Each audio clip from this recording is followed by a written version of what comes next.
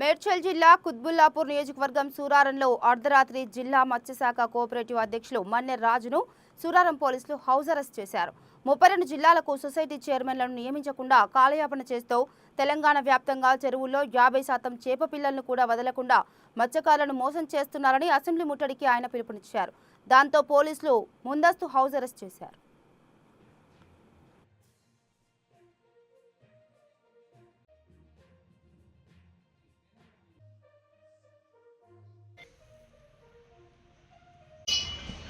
మత్స్యశాఖ EFCS మేడ్చల్ జిల్లా chairman కాబట్టి మా మత్స్యకారులతో సమావేశం ఏర్పాటు చేసి మరి అసెంబ్లీ సమావేశాలకు పిలిపివ్వడం జరిగింది.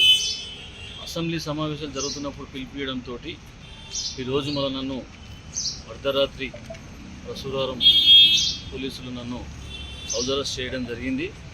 దీనికి ప్రభుత్వాన్ని మేము అడిగింది ఏంటంటే మత్స్యకారులకు గత ప్రభుత్వంలో 100% సబ్సిడీ చేప పిల్లలు ఇవ్వడం జరిగింది. ఇప్పుడు 50% ఇచ్చారు. ఆగస్టు మాసంలో ఇచ్చేటటువంటి సబ్సిడీ చేప పిల్లల కార్యక్రమం ఇప్పుడు డిసెంబర్ వరకు కూడా పూర్తి కాలేదు. దాని మీద అదొక అంశము. ఇంకో అంశం ఏంటంటే 33 జిల్లాలలో 12 జిల్లాలకు మాత్రమే ఈ ఫెడరేషన్ ఎన్నికలు నిర్వహించడం జరిగింది. మిగతా 21 జిల్లాలు జరపడం లేదు, దాని కాలయాపన చేస్తారని చెప్పేసి దాని మీద కూడా ప్రశ్నించినప్పుడు దాని ఏకపక్షంగా ముఖ్యమంత్రి గారికి సంబంధించినటువంటి ఆయన అనుచరుని డైరెక్ట్గా నామినేట్ చేయడం జరిగింది.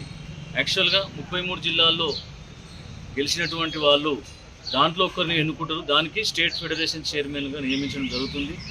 దాన్ని కూడా ఏకపక్షంగా నిర్ణయించడం జరిగింది. అదేవిధంగా BCD నుంచి కూడా BCAలో మన కాంగ్రెస్ ప్రభుత్వం మేనిఫెస్టో కూడా అది చేర్పడం జరిగింది. ఆ అంశం మీద కూడా నేను ఇలా జిల్లా వ్యాప్తంగా మత్స్యకారులకు ఆందోళనకు పిలిపియడం జరిగింది. కాబట్టి ఇది ప్రభుత్వము ఏది చేసినా కూడా పోలీసులను అడ్డుపెట్టి ఈరోజు ప్రభుత్వం నడుపుతుందని చెప్పేసి